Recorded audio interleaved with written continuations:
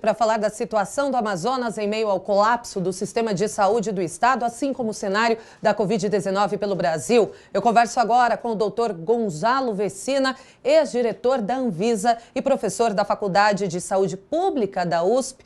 Boa tarde, doutor. Muito obrigada por nos atender. Boa tarde a você e a todos os nossos ouvintes, espectadores. Para o senhor, houve negligência das autoridades em administrar a situação ou a população também relaxou nos cuidados? Veja, é óbvio que a população relaxou nos cuidados. Agora, de quem é a responsabilidade por manter o comércio aberto, por permitir que atividades que não são essenciais funcionem e que, de certa forma, acaba incentivando que ocorram aglomerações? A responsabilidade pela ocorrência de aglomerações é do Estado, é do governo do Estado, é do governo municipal, e essas responsabilidades terão que ser cobradas. Nós estamos vivendo um aumento do número de casos por uma série de razões, mas entre essa série de razões, nós temos a inação do governo, tanto o governo estadual quanto o municipal, e agora com esse negócio de falta de oxigênio do governo federal também. Doutor, e essa nova variante do coronavírus que foi encontrada por lá, né, e que o nível de transmissão seria maior, será que essa nova cepa também provocou todo esse contágio? Ela com certeza é parte dessa tragédia que nós estamos vendo lá, né? Tragédia porque, veja, Manaus, antes da epidemia, enterrava alguma coisa em torno de 30, 35 pessoas por dia. No pico passado, ela enterrava 35 pessoas. No pico passado, ela enterrou em torno de 160 pessoas nos dias mais críticos. Ontem enterrou 198 pessoas. Então, nós estamos vivendo uma imensa tragédia em Manaus. Com certeza, tem múltiplas razões dessa tragédia. O desgoverno é muito importante. O desgoverno talvez seja mais importante, porque se houvesse governo e se mantivesse o distanciamento social, nós não estaríamos com esse número de casos. Mas também, é lógico, é importante esse vírus mais virulento, ou seja, ele se dissemina mais e mais rapidamente na população. Doutor, em vídeos divulgados na internet, moradores do Amazonas desabafam que a região norte é uma região mais esquecida, sofre um descaso maior pelas autoridades. E é justamente sobre isso que eu quero te perguntar. Cabe à União ou ao governo estadual resolver essa crise sanitária? Veja, uma das razões pelas quais nós estamos tendo essa tragédia é por causa da desigualdade social. A desigualdade social exibe um mercado informal de trabalho muito grande. Qual é a consequência de um mercado informal de trabalho muito grande? Que as pessoas têm que ir para a rua buscar comida. E quando elas vão para a rua buscar comida, elas encontram o vírus, adoecem, morrem, têm que ir para o hospital. De quem é a responsabilidade pela desigualdade social? Bom, a sociedade é a responsável por isso. A sociedade que tem Estado, tem governo, que acaba propiciando que essa desigualdade se perenize, nunca acabe. Desigualdade só vai acabar quando o Estado brasileiro quiser que ela acabe. E quem manda no Estado é a sociedade. Então nós temos que acordar para esse problema gravíssimo que é a desigualdade social. Nós olhamos para a desigualdade social achando que a desigualdade é fruto da vontade individual. O pobre é pobre porque quer ser pobre. Não é assim. No mundo inteiro não é assim. Era como quando nós tínhamos escravos. Era escravo quem queria ser escravo? A sociedade, quando existia escravatura, achava normal ter escravo. Assim como nós hoje achamos normal ter desiguais.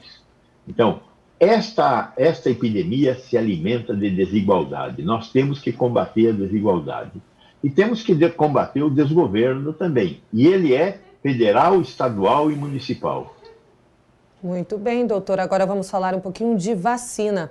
O senhor que foi diretor da Anvisa e tem uma vasta experiência em saúde pública, pode explicar, por gentileza, sobre as taxas de eficácia, as vacinas que são aplicadas hoje em dia, por exemplo, da influenza H1N1, ela tem uma eficácia equivalente à da Coronavac? E eu te pergunto isso porque muito tem se questionado o número de 50,38%.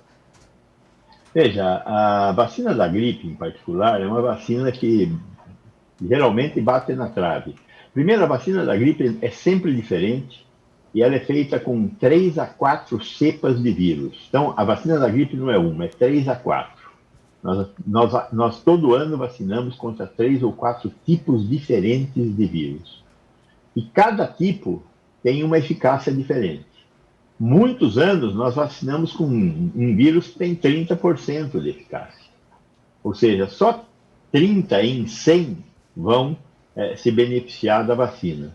Mas isso faz com que reduza a mortalidade. Quer dizer, então, os 50% é o mínimo que hoje está se aceitando para essa vacina de eficácia, mas quem tomar essa vacina terá 50% menos chance de ter a doença. Mas melhor que isso, se tiver a doença, nunca vai ter a doença na forma grave, porque nós não tivemos nenhum caso na forma grave. Então, a vacina é muito boa. E ela é muito segura. Do ponto de vista de segurança, é uma vacina que usa uma tecnologia que nós conhecemos há décadas. Então, é uma tecnologia muito tranquila. Então, ela é segura e eficaz. E ela tem um outro atributo fundamental neste momento que o mundo inteiro quer vacina.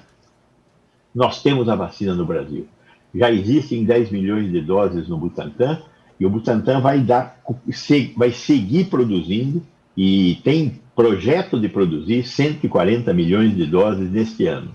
Com as 210 milhões que a Fiocruz vai produzir, nós temos 350 milhões de doses no Brasil.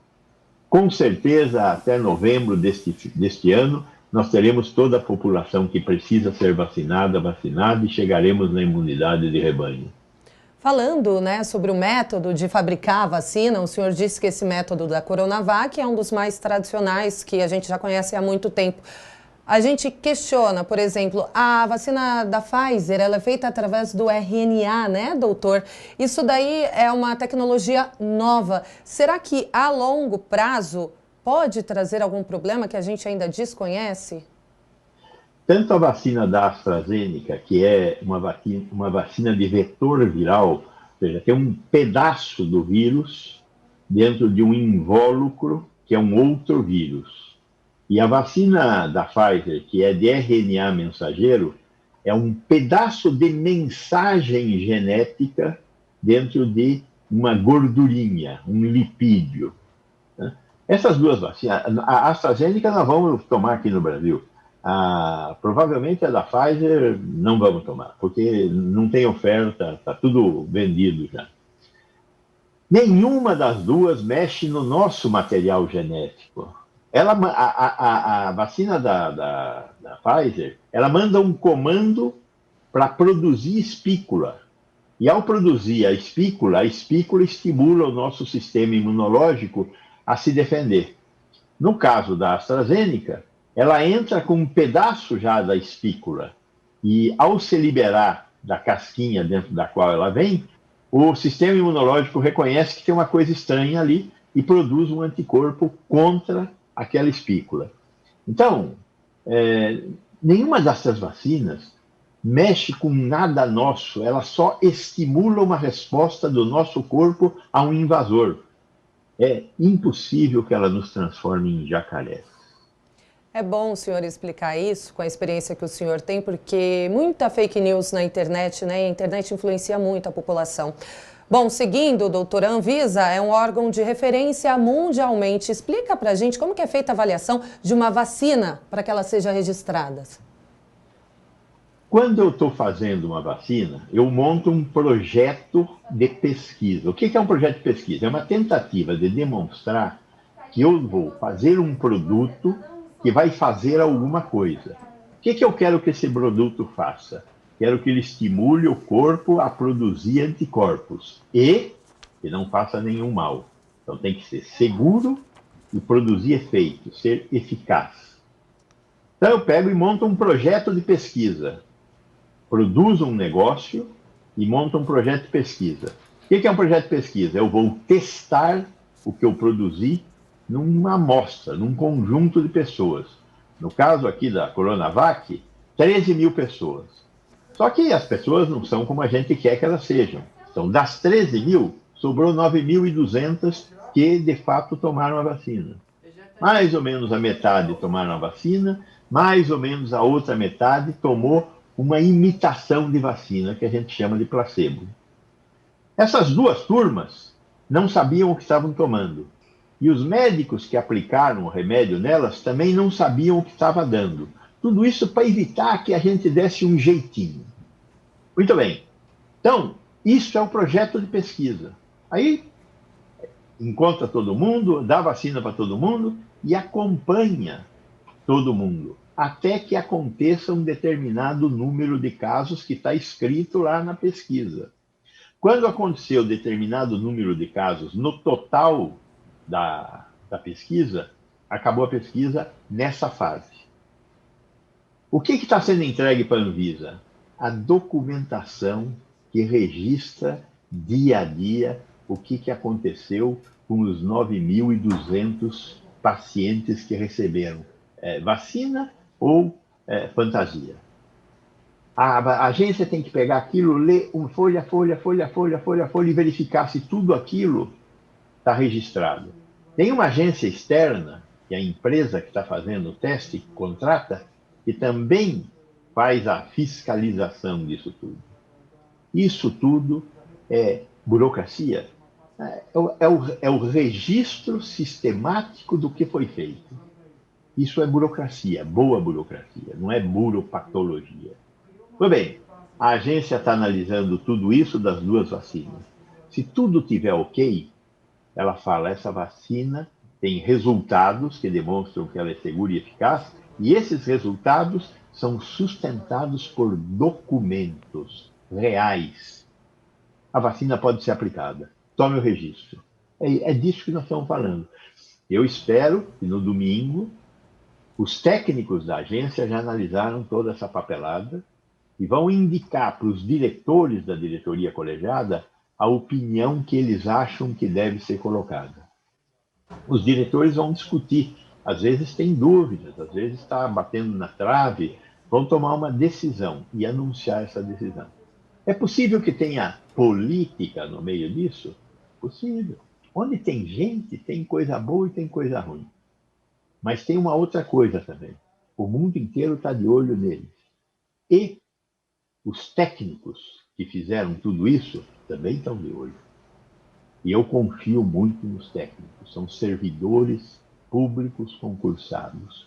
Isso é uma coisa que nós temos que aprender, a valorizar o servidor público concursado.